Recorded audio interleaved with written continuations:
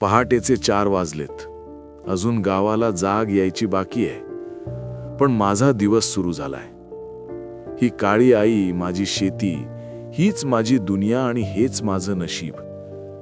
दररोज सकाळी उठताना वाटतं आजचा दिवस तरी चांगला उगवेल.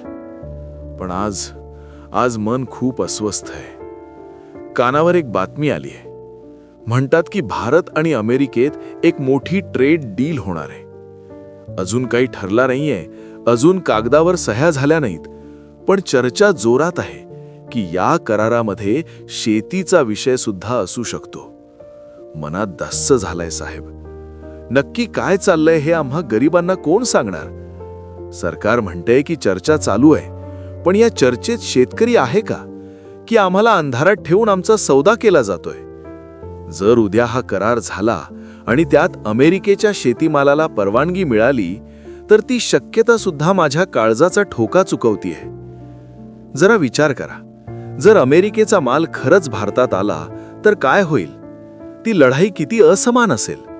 तिथला अमेरिकन शेतकरी हजारो एकरचा मालक, सरकार त्याला पोत्यांनी सबसिडी देतं, आणि इथे विजेच्या एका बिलासाठी मला बँकेचे उंबरे झिजवावे लागतात. जर उद्या त्यांची स्वस्त पिकं आपल्या बाजारात आली तर हे असं होईल की हत्तीच्या पायाखाली मुंगीला देऊन म्हणायचं, लढ आता, बघू कोण जिंकतंय. ही फक्त भीती नाही साहेब, हे येणाऱ्या संकटाचं वादळ आहे. माझ्या गोठ्यातली ही कपिला गाय, तिच्याकडे बघून आज भीती वाटतेय. जर अमेरिकेचं दूध आणि चीज स्वस्तात भारतात आणलं तर माझ्या कपिलाचं दूध कोण घेईल? मी तिला चारा खाऊ घालू की स्वतः विष खाऊ? ही फक्त शक्यता असली तरी ती झोप उडवायला पुरेशी आहे. मला सरकारला फक्त एकच प्रश्न विचारायचा आहे. वाटाघाटी करताना, करार करताना कोणाचा विचार होतोय?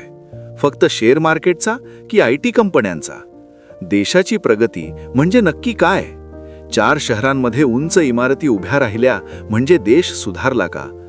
पण त्या इमारतींच्या पायाखाली जर शेतकऱ्याची जमीन गाडली जात असेल तर त्या विकासाचा काय उपयोग?